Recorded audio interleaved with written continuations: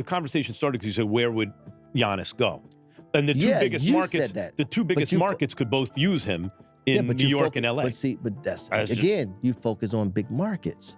I'm not saying that's where Giannis should go. I'm just saying the fact of the matter is the two biggest markets. Right. So here's what happens. Could be title contenders when with him. When you're in big markets and you focus on names, that's the beginning of the end. Once again, Rich Paul, more shots at Rob Pelinka. They landed their big fish in Luka, but what else have they done? How can you start a season knowing that you don't have good enough perimeter defenders and you got a guy like Luka? Look at the small markets. Look at OKC and look at San Antonio. Sure. They don't have that ability to rest on that. So what do? They build a culture and development. Rich Paul going in on the Lakers right now. There's just so many things happening at once. It's kind of hard to keep up with, but the fact that Hollywood no longer has the monopoly to create mega stars like they used to, and the rise of social media, it's also having an impact on the Lakers because now they're actually forced into developing talent within. How many free agents have they struck out with in the past 10 years? There's Paul George. He chose to renew his contract in OKC. There was Melo around 2015, 2014. Kawhi Leonard, LaMarcus Aldridge. Shit, even more recently, Klay Thompson choosing the Dallas Mavericks over the Lakers. What is the pivot for Jeannie Buss when you no longer have the, I would say the advantage of getting stars? Because her motto is, oh, stars want to come here. Sure, that's the case in maybe the 80s, the 90s, the early 2000s, but we're in different times right now, and the Lakers don't have a history or even the infrastructure around to develop players. Once again, Jeannie Buss's siblings were in charge of the scouting for years. The timing should come by no surprise that she recently let go of both of them, because we're in the NBA today where your scouting is important. You got to land on gems in the late first round and second round, and just even undrafted. Pretty much the money for any player, no matter where you go in the draft, is unlimited. We just seen way too many examples of it. Right here, Rich Paul further elaborates, and he uses the San Antonio Spurs as a prime example of an organization that doesn't necessarily rely on names. And again, they have multiple playmakers. You mentioned it. They have Wemby. Go ahead and answer that. Yep. Yeah, they have Wemby. They have Fox, Vassell, Castle, Harper. But again, going to names, okay? We know who the big name guys are for both of those teams. That's not who's actually putting them over the top. When you ask a guy like Keldon Johnson in the beginning of the year to play a certain role, and he buys into that and decides that I'm going to play that role. That's based on culture and drafting high IQ players and developing them. And then when you have a guy like Harrison Barnes, right, who's a true professional. Getting the right veteran mix in. Yep. This is what I'm saying. So now most teams draft a guy, number 2, Dylan Harper, he has to start. Yeah. He's coming off the bench. Yeah. This is what I'm saying. So culture, development. Same thing with OKC. They have an embarrassment of riches. They got more picks than anybody. Their first round guys, a lot of them were coming off the bench, right? And so I think it's a matchup we would love to see in the playoffs, obviously. And yes, I think that's something that's building there. But do I think it automatically means that, oh, they're just going to run through OKC? No, and I don't think San Antonio believes that. I don't get over panicked about the regular season because there's a lot that comes with it. You've said it. The NBA is getting ready for the playoffs. Last year, Indiana was not that great. No. Halliburton didn't even make the All-Star team. Yeah, but they had an identity all year. They were good. No, in the beginning, it was a little struggle, and then they came on strong at the end and made it to the final. It's not a coincidence Rich Paul pointed out the Pacers because their development really showed going into last year's playoffs. The amount of guys like Ben Shepherd, Obi Toppin, Nembhard, Naismith, Benedict Mathurin, and even TJ McConnell. It goes to show you, just like Rich Paul said, they had a good eye for veterans, mix them up with certain youth players, and also knowing who fits, making that trade for Pascal Siakam, one of the most underrated successful trades that have been pulled off in the past couple of seasons. The Pacers front office definitely had a vision when building that team. Now, Rich Paul also further elaborated on Luka's role as a leader of this team. How has he embraced it? He gives some great insight to it. Guys that come in and don't understand how to embrace a role, they're going to have a short career. By the way, I'll extend that. A guy like Luka also has to play a role, because even though the role he casts is as a star, right? He's cast as the star, the leading man, but there's still things that he has not embraced yet that come along with that role, that if he were to do that, the Lakers would be much better off, including, as Reggie Miller pointed out last night, guys running by, move your feet on defense. Like, move a foot, do something. Show, you gotta, when LeBron has been great with the Lakers, it's when like AD challenged him to play defense, and all of a sudden the Lakers looked completely different. Even though LeBron's an old man, he was playing defense. When that guy will lead by example, and that's something so what I'm saying is, no matter what role you have, including as the star, you have to fully embrace what comes with that. And it's like, it's not just the Iguodala's or Aaron Gordon's giving up being the primary scorer on a team or something like that. It's also the star giving up the idea that they can just play their way, right? Like, they have to make some sacrifices. Yeah, normally it's not the superstar guy that's going to be the all-defensive guy. Doesn't have to be all defense. Yeah, I'm just saying. How about some defense? No, I'm just saying. And even in LeBron's case, he's none defense, not all defense. People get on him about the defense today. Yeah, but we've seen it. We've seen LeBron? the guy. Yeah, we've seen it. He's 41 years old. I understand. If you have to depend on the 41-year-old, we're in trouble anyway. Come on, but Luka's 26. I'm saying prior to that, anytime you have a guy like that who can switch 1 through 5, you saw in the finals, guarding Duncan to Kawhi to Tony Parker to Ginobili. Dude, you don't have to tell me. Yeah. In, what was it, 12 or 13, when LeBron went crazy defensively, that was the best defensive player I've ever seen in my life in basketball is Dennis Rodman. Dennis Rodman was the best defensive player I've ever seen. He could legit guard 1 through 5, and it was a problem for that player. He had the best defensive and rebounding instincts I've ever seen. Well, that was a conversation yesterday. What's that? I sent you the clip. Oh, Draymond? Yeah.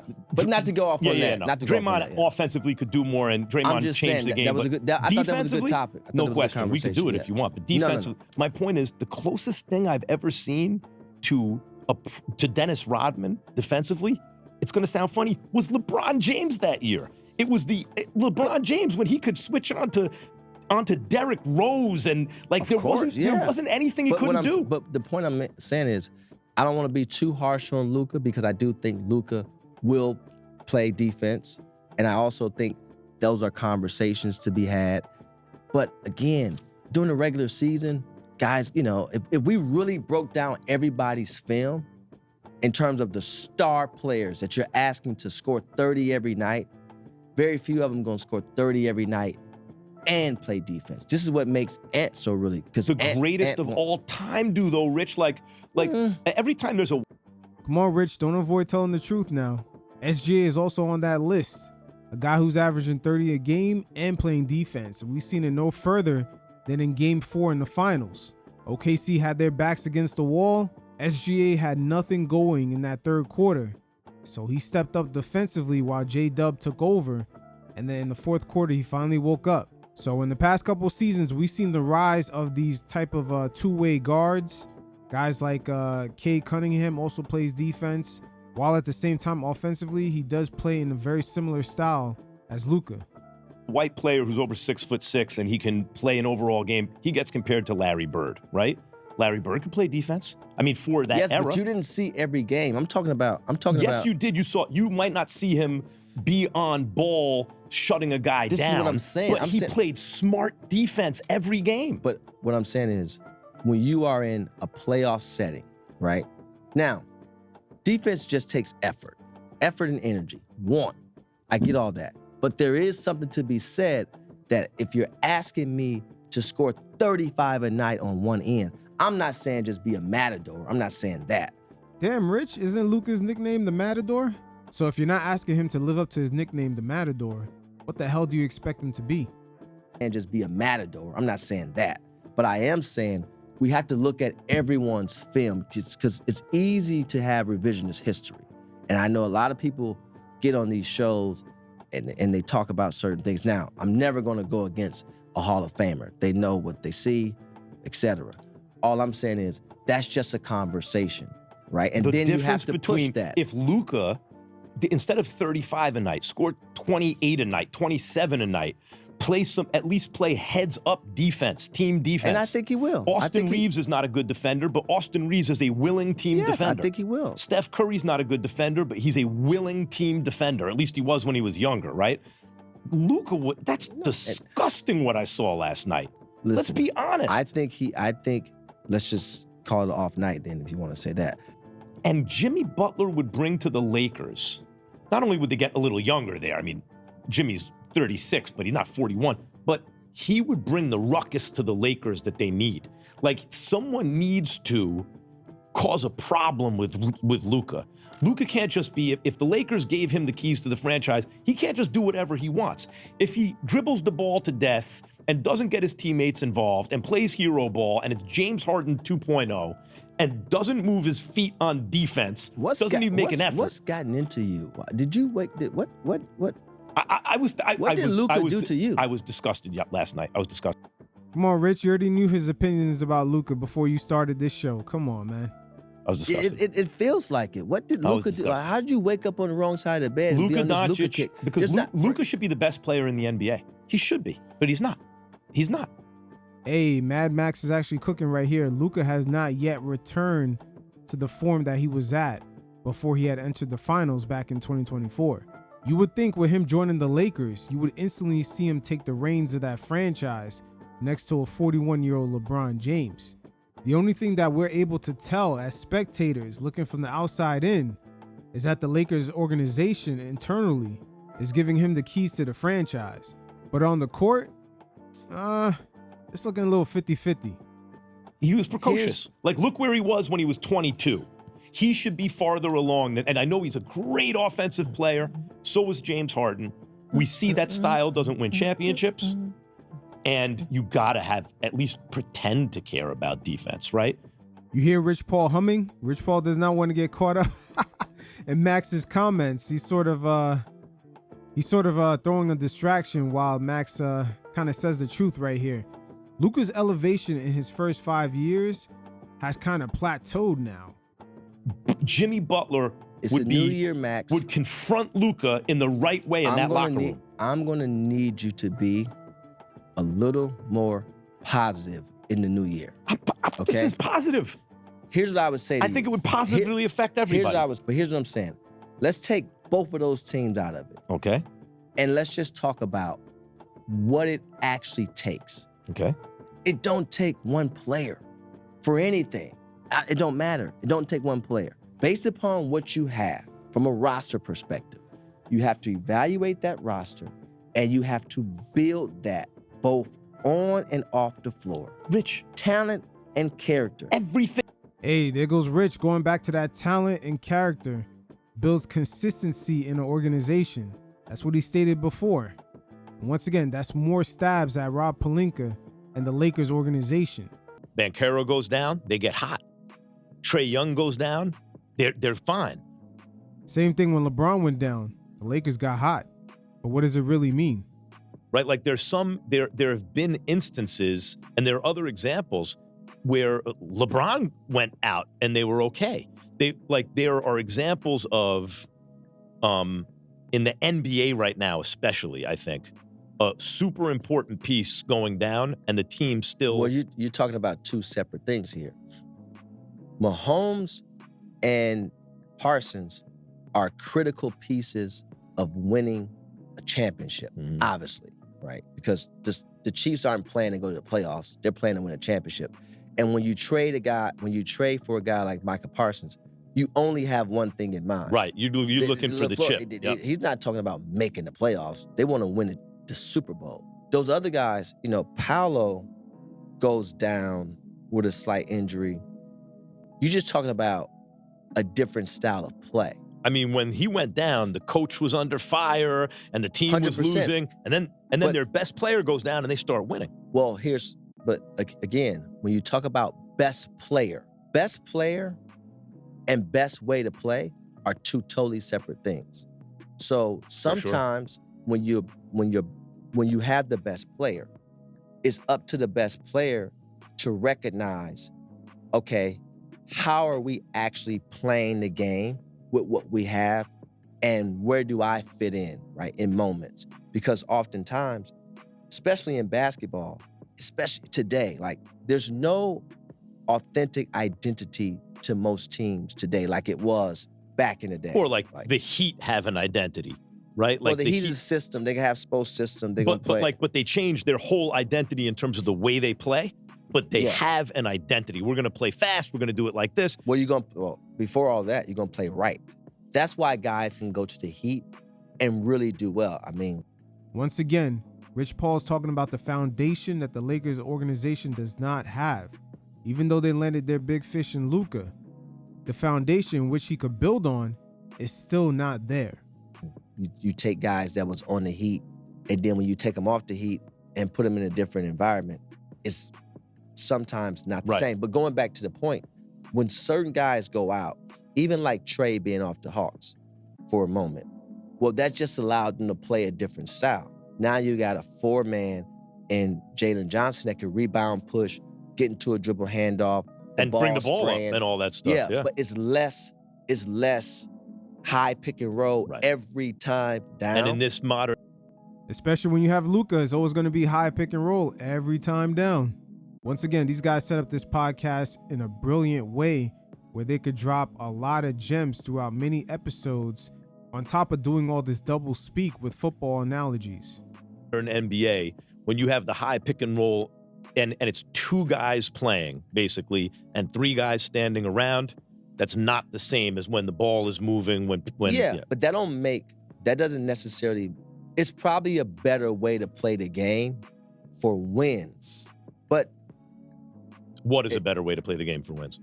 Being able to really have you got to have the ball moving. Rick Carlisle said at the end of last year, he said, and when you look at both of those teams that was in the finals, yes, they had their go-to guy, but any and everybody was comfortable taking the shot within the flow of the offense. Hey, Rich Paul's in his bag right here because the NBA has definitely evolved since even 5 years ago. Not only the small ball era is ending, but teams now really have no traditional point guard and just 5 players who could really make adjustments and the proper reads generating offense. We've seen the New York Knicks move away from having Jalen Brunson just consistently bring the ball down the court in that Tom Thibodeau offense, and now it's more free-flowing with a lot of quick decision-making from all 5 players on the court. But with Luka, once again, it's just pick and roll going downhill. That might have worked well from 2019 to 2024, but in this current landscape right now, teams have to evolve. No wonder they call the NBA a copycat league, but with all copycats, some of them are actually late to the party. And when you have a young head coach and you're a franchise like the Lakers who are always trying to make their stars happy, so you kind of cater to them a little bit too much, it creates the recipe for a very, very uncomfortable dynamic. Any and everybody was comfortable taking the shot within the flow of the offense. Because they're used to it. Because they're not, it's not just a high pick and roll. So that changes things. Like the way this started, so people know, is I get a call from you maybe a year and a half ago. Yes. And I was already developing something that, and you were like, hey, are you ready to do this show? I thought you were kidding. No. I thought you wanted to rep me or something. I didn't know. So after about 5 minutes, it occurred to me, like, I wasn't taking it serious. I thought, and I was like, oh shit, he's serious. Yes. And then I thought, like, if Rich wants to do that, if he's willing to put himself out there, let's do it. And then much later on, Simmons calls me and the ringer gets involved. We're like, yes, we like that. But like the thought, what the people from afar think is that this has been orchestrated by like LeBron James. It's the weirdest thing, but it just goes to show you really how people think. Yes, LeBron gave me an opportunity, and I am overly appreciative of. But if you talk to the man himself, he'll tell you that guy has his own mind. That guy took an opportunity and went and built something, which allows me to be in the position I am today to do this show. The reason why I wanted to do this show it's because, again, I don't like to put a limit on myself. I know how far I can go, but there will be some times where I have to really just totally bluntly tell the truth about a scenario, and maybe one of my clients are involved and maybe they're not. But it was more so about being insightful, right? Being insightful and giving a perspective that I think there's an audience that wants to know. I can't worry about the audience that wants the drama or that only wants you to talk about one team in a perfect way. That's not how it works. So now this is the part where we're going to hear from Rich Paul, where they use more NFL analogies, and he uses the situation that's going on with Josh Allen and some people not necessarily believing that he's the next guy up. This in a way correlates to what I believe Rich Paul and LeBron James believe, is that Luka is not necessarily the next guy up the way the Lakers think that's going to play out. Josh Allen hasn't won in the playoffs. I understand what you're saying. Hurts has. Josh Allen got on that podium yesterday and said, I have to make that throw. See, here's the thing that I look at.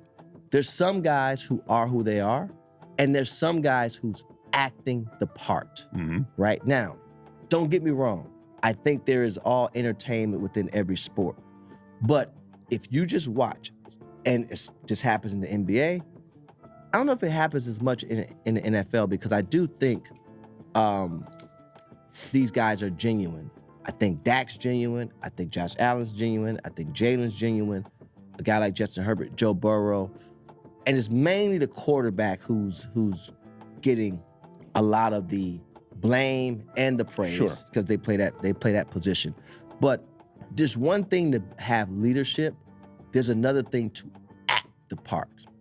And if you just watch closely, you see that the authenticity is there in a lot of people, but there's some acting. And don't get me wrong, sometimes you have to act a little bit, but if you act and it's not authentic, then your troops see that. Yeah. Because here's the thing, if you ask anybody that has won a championship, especially the focal point, and I want to make sure I say something, as long as the foundation is authentic and there's acting within, you have to have that meter, right? From a leadership perspective. The core is real. Yeah. And then within that, sometimes you have to play a certain role. Yeah, you have to. But it's Now, coming from a place of truth. You can't go overboard with that. And you can see it like every time something happens, you have to pick your spots, because then you would kind of get called out on it. Is he going to get moved, do you think? Here's the thing about trades like that. There's a lot of fantasy basketball players out there, and it's good to play fantasy basketball sometimes. And you don't mean fantasy basketball with the numbers. You mean just like hot ideas, stove, hot takes, hot this, hot that. If you're in the Milwaukee Bucks position, right? One, you have a guy like Giannis. You drafted him. You developed him. He won there. Ownership has changed, at least half of it. There's great stories about fans giving him a ride when he's a rookie to the arena. And all of that. I mean, all of that. I remember when he first came in the league, all of that, right?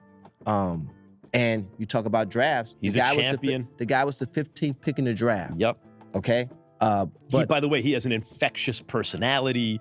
He's usually, when he talks, doesn't take himself too serious. You usually feel like he's in the right when he talks about stuff. But also, he can get away with that too, because he didn't grow up here.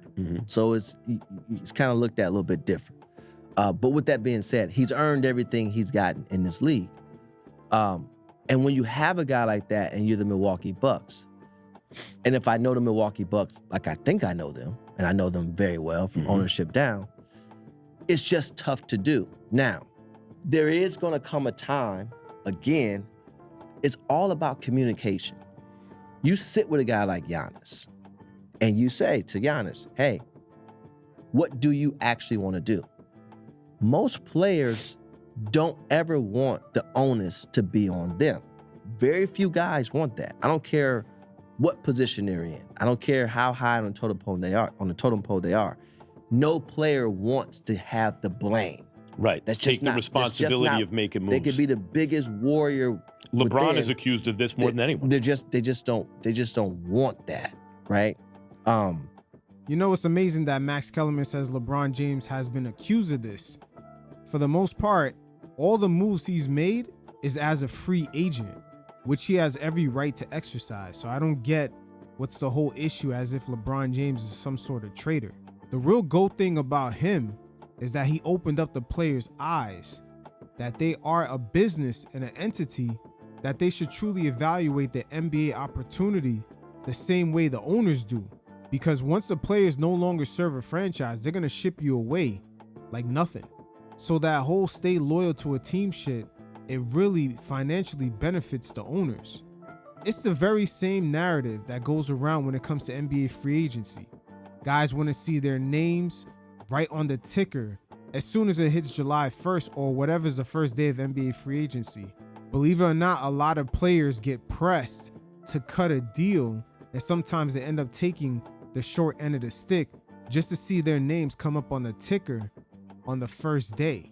Even though major analysts like Woj used to pass around the narrative that players should hurry up and get their deals done before teams run out of money, even though free agency technically ends, I believe, in November or at the very end of October. And also with LeBron James and his former agent, Mark Termini, who's basically the blueprint of Clutch Sports, even he admitted that in the return to Cleveland, they had to fight to get LeBron his first max contract. I repeat, in LeBron James's return to Cleveland, his agent, Mark Termini, stated that they had to fight to get a max contract. So once again, LeBron James, his GOATness really comes from opening the players' eyes to the true business of the game and only have loyalty to themselves and their families. LeBron has always played his contracts out, and LeBron was criticized for making a decision that he was allowed to do. I'm a free agent. I can go wherever I want Who to in go. their right mind would have stayed where he was based on the teams they were putting around Whatever. him. But let's move on from that. So in this case, the way I see it is, no, the Bucks do not want to trade Giannis. You think they will? They would much rather keep rebuilding. If to keep you were people there, Giannis's representative, which I'm not. Would you want him out of there? Because if I was his rep, I would at this point. But see, you say that, but here's what you have to look at. Okay, I was drafted here. I got my ownership group, the Haslams and West Edens, pretty deep pockets. They've been willing to pay the tax. We have a new facility. We have a new arena. We have a great fan base that was built, right? You have to put that on the board.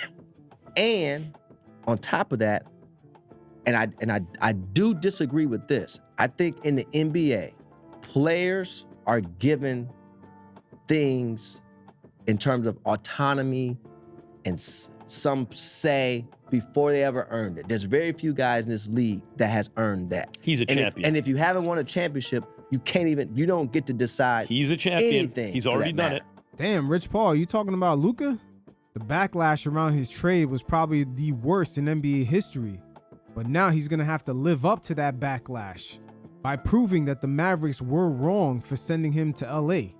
That is the very exact part that a lot of Laker fans in the next few years will come to grips with.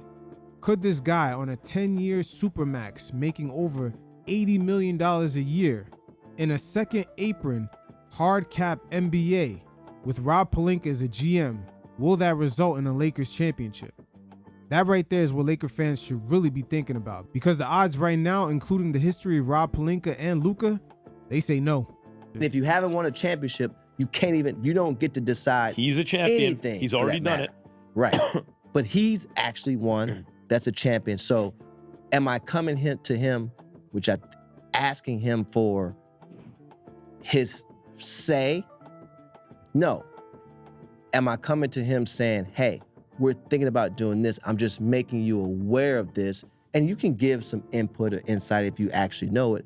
But I have to make my own decision. If I'm in that position, I'm making my own decision. And I know a lot of times people thought like, oh, I see people say,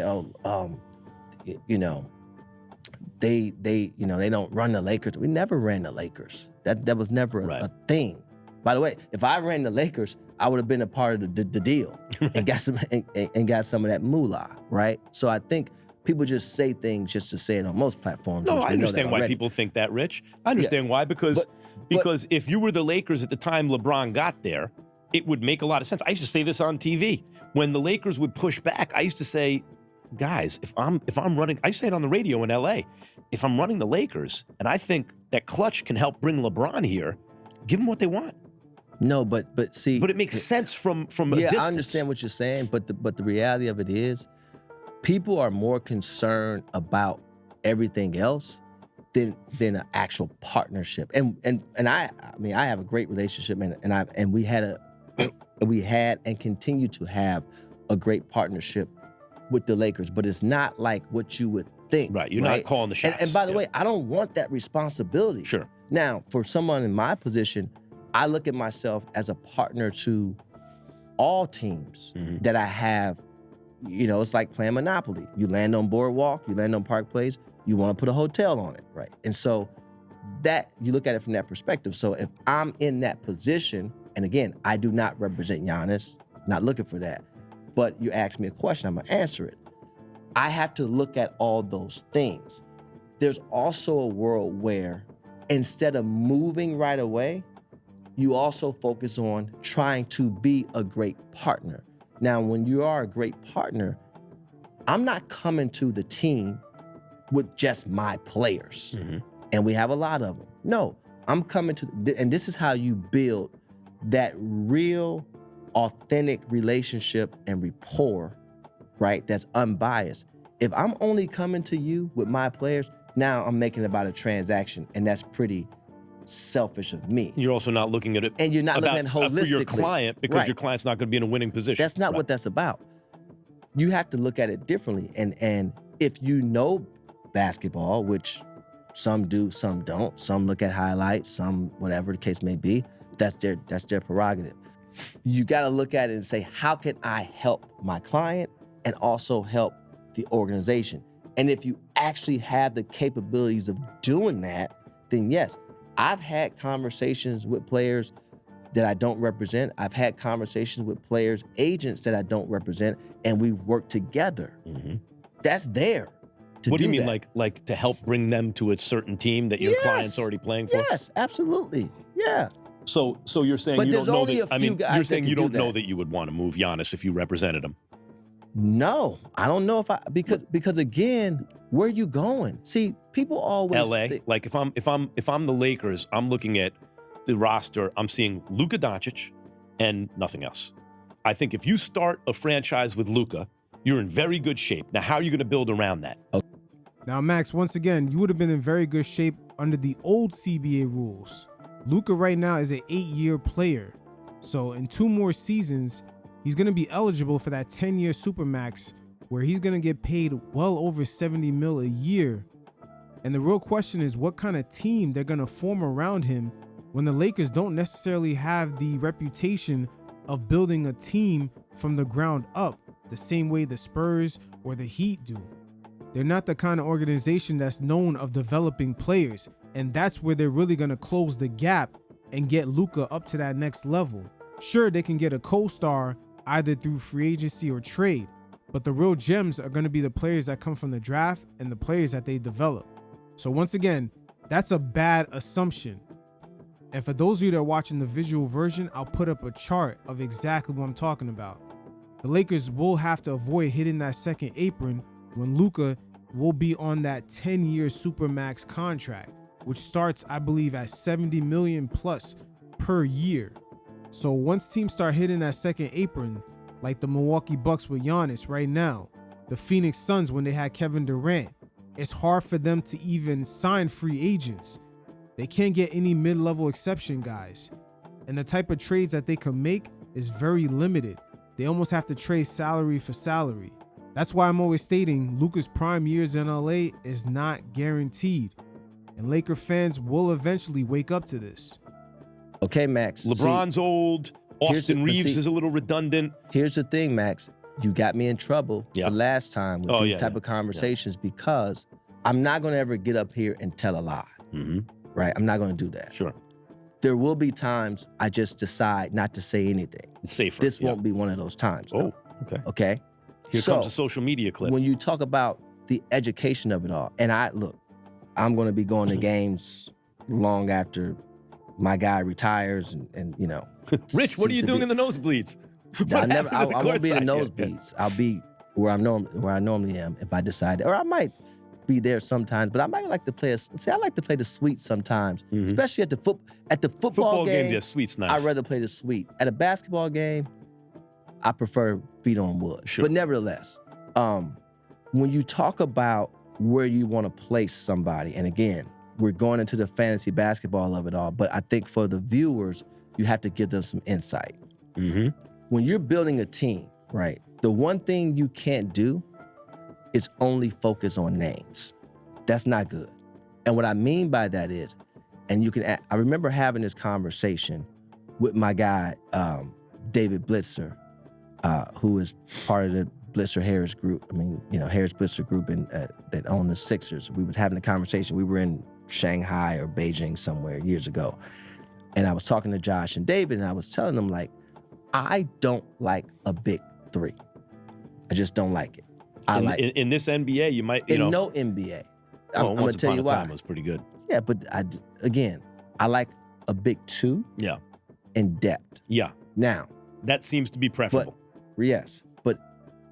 No, that is the reality today. Once again, that second apron, it's not scaring teams for no reason. You're restricted on how you can improve your team going from year to year. And even if you miss the playoffs or your team is performing worse and worse, like the Phoenix Suns were with Kevin Durant, you're stuck in no man's land. Here's the other thing. Before you can even get into personnel, I think you have to focus on two things: culture and development. Because when you have culture and development, you're able to build consistency within the organization, right? Hey, Rich Paul right here talking about the Lakers. This is exactly what they don't have today. We're not talking about the Lakers of the past. We're talking about the Genie Bus Lakers. They haven't had it for a while now. LaMarcus Aldridge in his free agency back in 2014 had alluded to it. He said that the Lakers were all about branding and they never talked about winning in their meeting with him. Now, you have those things: culture, development, that brings forth consistency of habits, consistency of character, right? Now you start to really have this across the group. Rich Paul sounds like he's describing Pat Riley's Miami Heat. See, once again, this is where the Lakers are kind of in trouble right here. Rich Paul, LeBron, their whole crew, they've been in Miami and they've seen how Pat Riley ran things down there. They understand that a championship organization looks a certain way, and off rip, as soon as they landed in LA, they knew you guys weren't it. Consistency of character, right? Now you start to really have this across the group. Now when you come to evaluating talent, you're evaluating talent from a totally different perspective. It's not just about the name on the back, right? So it's how it all functions together. Yeah. Yes. And when you're trying to manage a salary cap, it's so important to draft not only well from a talent perspective, from a character and IQ perspective, right? I watch a lot of games. Simple stuff like this. If I give you the ball, if we're on a fast break and I give up the ball early, if you touch that ball and take a dribble, that defeats the purpose of me giving you the ball early. Right. I'm giving it to you early because the defensive guy has to react a certain way and you give it right back. Got to move it, yeah. You just, but when you watch these games, you see these things, it's like, oh, that's just like a, Coach Thornton saying Aloysius, we used to do this all the time. But this is the NBA. But still, in all these players get this criticism, right? But nevertheless, going back to your point about where to go. This leads to a JJ Redick conversation real quick. But going to your point about where to go, I'm not looking at certain cities or anything like that. That's not what I'm looking at. And obviously, if you got those two guys, yes. But again, you're talking about playing fantasy basketball. And when people don't know the rules, people just think anything. People say, oh, well, if LeBron wasn't making $53 million, no, that's not true. That's far from true, number one. You probably could have been, get a I don't know, mid-level, whatever the case may be, because it's not like When obviously you if can he- grandfather in well, a contract, it's different yeah, than acquiring a guy. now letting a contract expire and letting other contracts expire, and you have X amount of cap space, that's a timing thing. Sure. If you have to line it all the way up for that to happen, and then that player has to want to be there because their contract may be longer. So it's and then you can't give a necessary Well, I mean, you this can't say what this you want to started do. because But when you really think about it, you think about the success of people, of athletes. It takes a lot, right? When you think about what the Patriots did around Brady, when you think about what Jerry Krause did around Michael, when you think about even what the Lakers did around Kobe it's hard to get it and right. Shaq, it's hard. Uh-oh. Rich, are you trying to allude that you're relying too much on Rob Pelinka? All those teams you just named were surrounded by great GMs. Is very hard to get it right. And so, but when an athlete takes the position that they take, whether it's media, whether it's fans, you're not looking at it holistically. So in Joe Burrow's case, and I saw some of the take, what he said. I know I think one of his teammates thought it was like AI or something, I think he was saying. Which leads me to, I want to see Joe Burrow on the Giants. Once again, second time you brought that up, you want to see them on the Giants. Are you saying you wouldn't mind seeing LeBron in New York? I want to see Joe Burrow on the Giants. Yeah, but you bring this up now. Any other moment of my life, I would say, are you kidding? As a Giants fan, that's all I want. My favorite quarterback on my team. Once again, more double speak. LeBron James is Max Kellerman's favorite player. He would love him to be on his Knicks, which low-key, that's really his team. He just hates the fact that throughout most of his lifetime, they were a losing franchise. Giants got the guy. They got a guy on a rookie deal who's... Is he better than Joe Burrow? I mean, does he have the chance to be on that level? Yeah, he has the chance to be on that level. Jackson. Now right here, very interesting. I'm wondering if they're talking about Brunson. Does he have a chance to be on that level? But again, it's for you fellas to decide. Jackson Dart is like I like that. Jackson Dart, He but is I like Joe like Burrow that. better. I right now, of course, he's more experienced quarterback. So let me ask you this question. Jackson Dart is one of those guys. Okay, so what you're saying as a Giants fan, that if you had the chance to put Joe Burrow on the Giants right now. Oh, no, I got my guy. Really? Yeah. Like Drake May is the guy right now of all the young ascending quarterbacks. I'm not convinced Drake May is going to wind up better than Jackson So where Dart. would you? We'll see. So where would you place Joe Burrow? I don't think you're going to have to place him. That's what I'm saying. Like Kobe didn't leave, LeBron did. But there's enough evidence in front of owners now to understand when that guy takes a position like this publicly, you got to fix that because you're not going to just find another Joe Burrow. You're saying, okay. Once again, Max with the double speak. We see LeBron James, he's clearly on the outs with the Lakers. And ever since the days of Magic Johnson, we really never seen the Lakers be at odds with one of their major key figureheads. So continuing on with their football analogies, the comparison between Josh Allen versus Patrick Mahomes was made, when in reality, it's LeBron James versus Luka, as I do believe there is a power struggle within that dynamic that has yet to come to the fold. With Luka's lack of conditioning, the double chin is sort of coming back, and the defensive effort is really hard for him to kind of solidify himself as the captain of this team. It looks more, instead of earning that right through his on-court play, he's really been given the keys by the franchise. When you're playing alongside a guy like LeBron James, who once in his career was in a true championship environment down there in Miami, a lot of the babying that happened in Dallas and eventually is trickled over into LA with Luka, it's not going to sit right with a guy like that. And of course, speedy recovery, Patrick Mahomes, he is the most talented quarterback I've ever seen. But hopefully he don't do that. But it's Allen's time. It's Josh Allen's time. This is the thing about Josh Allen. I have never been as high on Josh Allen as everyone else. Like, I just feel as though he's had enough at times to make deeper playoff runs. He hasn't done it, like Lamar Jackson.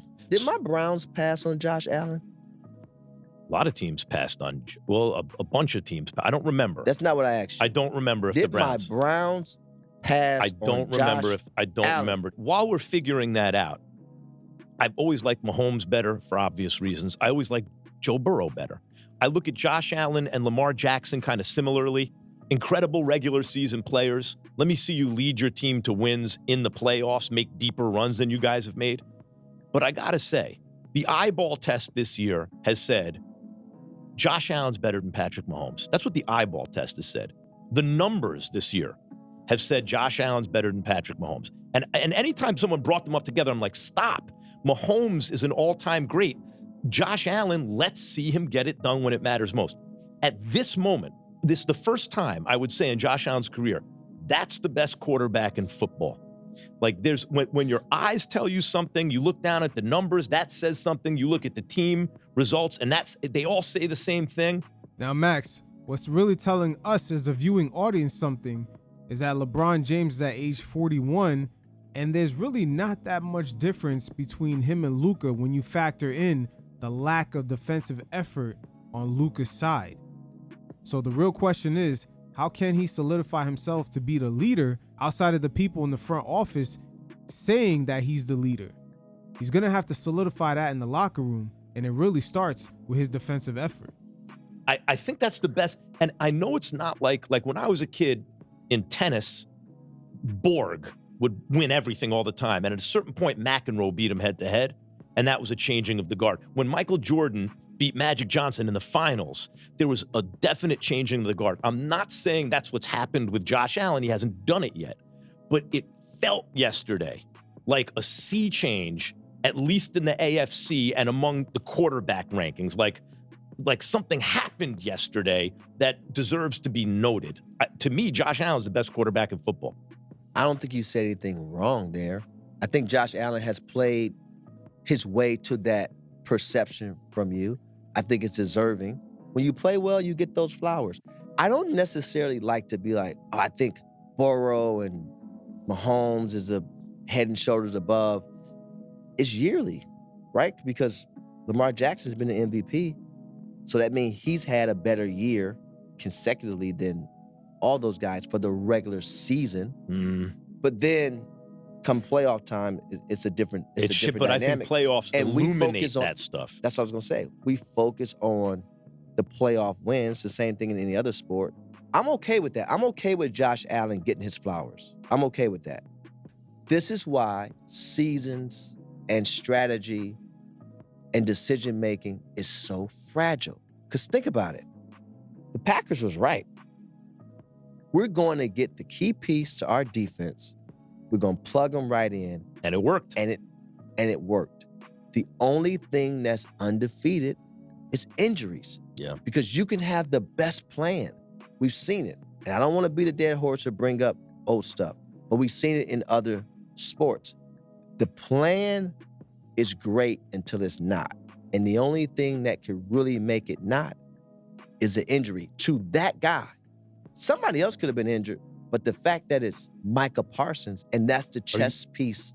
People hated the Luka AD trade was not just because of the age or the way Luka's perceived, but AD, his history tells you 60 to 65 games a year, right? He's tall. He played the way he played. He's gonna miss 20-ish games in a season.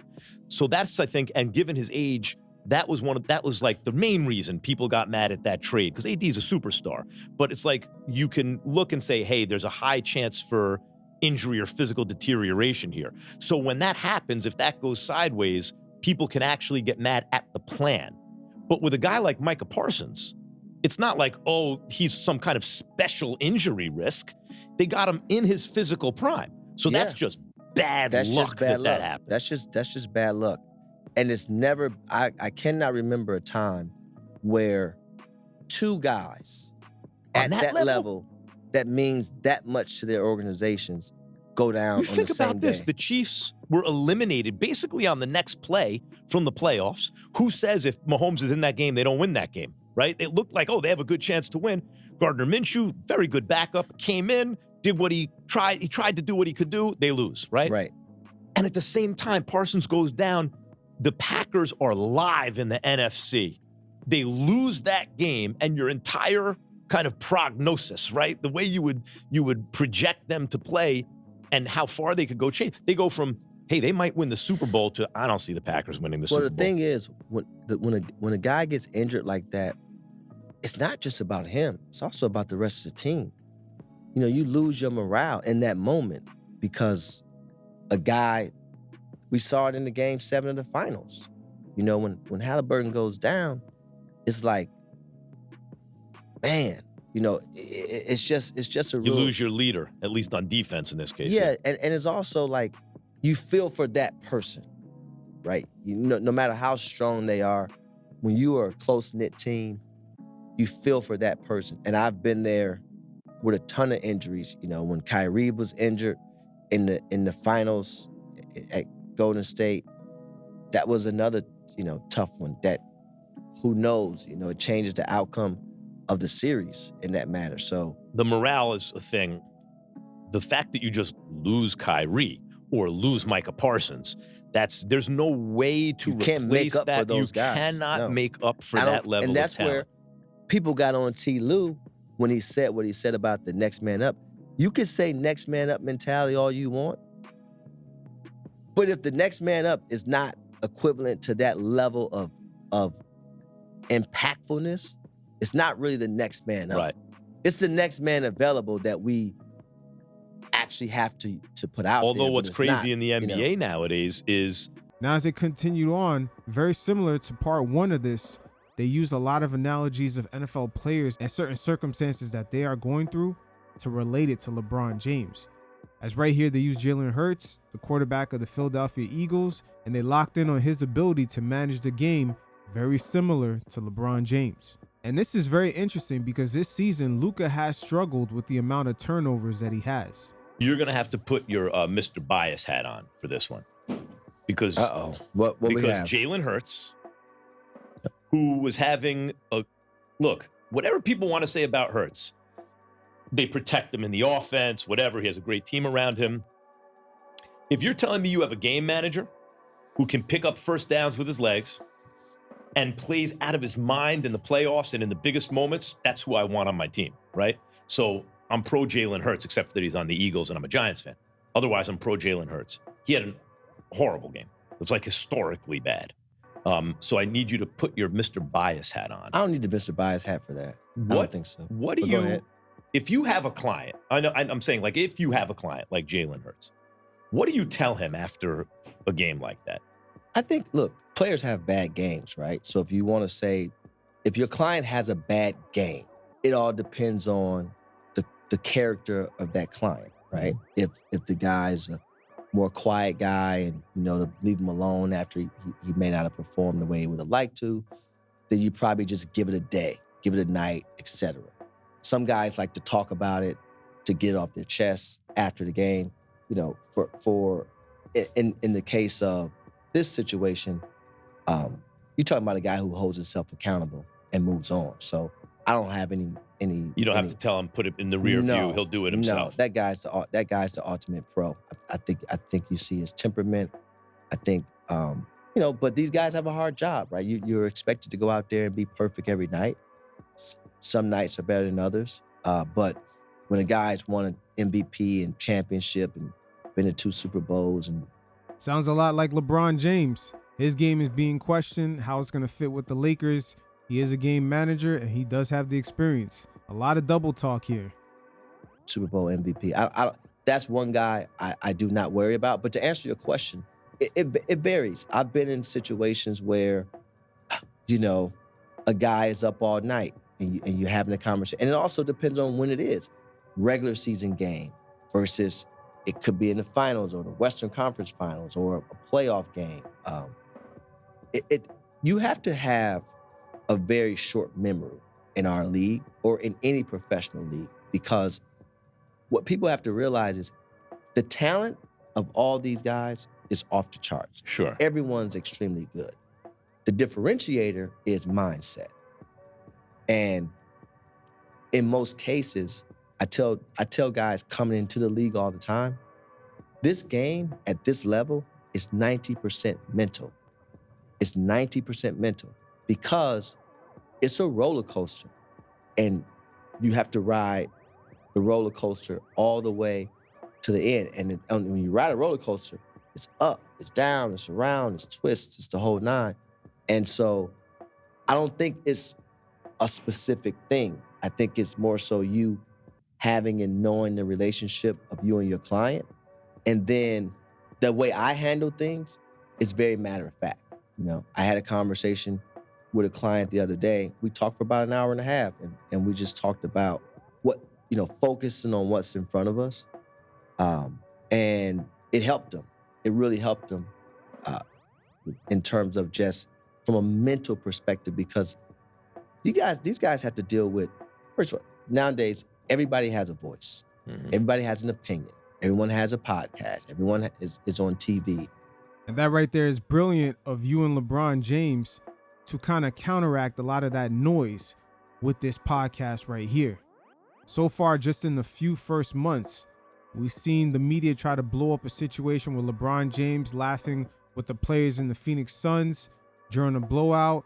Also him shooting a free throw when it seemed like the team didn't even know that it was discussed that he would take the free throw. And even things as small as LeBron James saying that he'd rather be with his family for Christmas. Once again, in this last season in LA, there's going to be a lot of arrows coming in LeBron James's direction of why this team, even though they have Luka, is not successful. There's a lot of takes of people saying things without knowing all of the information, right? And so because of that, if you have a guy that reads into that, or they come home and a family member, there's a lot of things that I think these guys should probably do to get away from it. But Jalen Hurts, that's one guy I don't wear. So you have to stay with me on this one.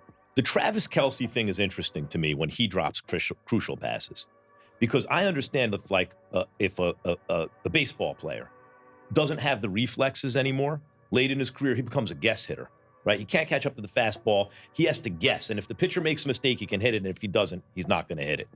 Max Kellerman right now is setting up the conversation about LeBron James aging. If a fighter is older and his reflexes are slowed, he sees the shot coming, he just can't get away from it, okay? But a tight end who's sure-handed, who drops passes in critical situations, to me, it's not like you forget how to catch. That's not the same kind of thing. So I start looking for other reasons why that happens. And I think guys like, you know who I trust at the free throw line in a big moment when I think of like players ever? A guy like Kobe Bryant. I look at a guy like Kobe, and there was nothing in him working against himself in the sense like, I don't deserve this, right? He believed he deserved to hit that shot. Also, and I relishes that moment. Because he thinks he deserves it, right? How you were telling a story about your dad. My dad's a shrink. So this is like, I'm thinking psychologically. When Kelce drops a pass, it feels to me like there's something going on psychologically, like on some level he's not aware of. It's like he doesn't. When I see A.J. Brown, another guy, sure-handed receiver, and his quarterback's having an awful game, and he drops a dime into his hands, and A.J. Brown, and there's been some static and there's been some chirping, drops the pass. To me, that's a psychological thing. That's a thing where, like, I don't know, like in Kelce's case, maybe he's like, man, we're just not good. We don't even deserve. I'm not saying, Travis, I'm not saying you're having these thoughts consciously. I'm wondering what's going on. And I'm thinking maybe unconsciously that's what's going on.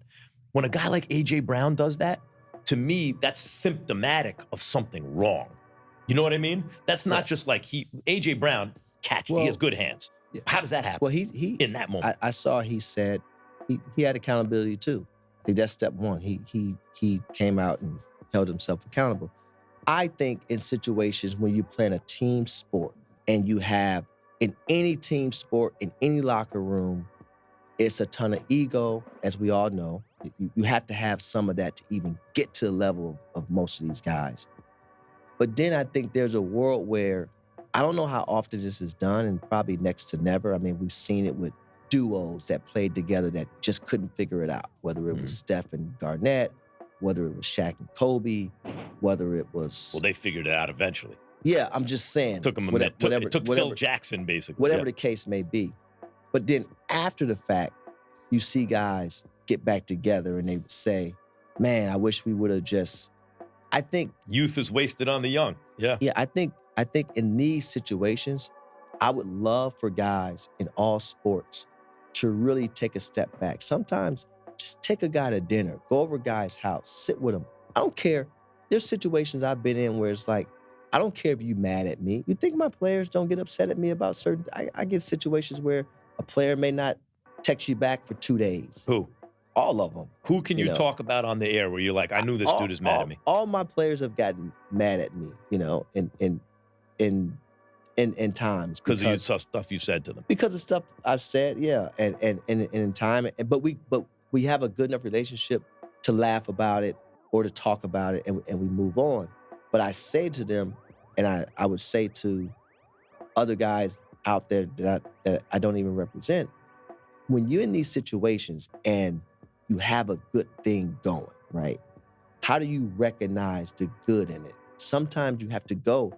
And you're Not saying even- AJ and Hurts I'm don't just saying- recognize or No. I'm just saying. because it looks like that in any- play makes you think something's broken. I'm saying in any situation. I think I was talking to Darius, and I was saying Darius Garland, and I was saying because the Cavs were in kind of like a funk, and I was saying these are the moments where, you go and, you and Donovan go have lunch, go and talk, go sit on somebody's couch or get with Evan and get with the guy. Like, it don't have to be a big team thing, but sometimes it's just like, okay, what do we think the issue is? Like what, and it doesn't have to always be like this most serious thing. Sometimes it's just about getting together.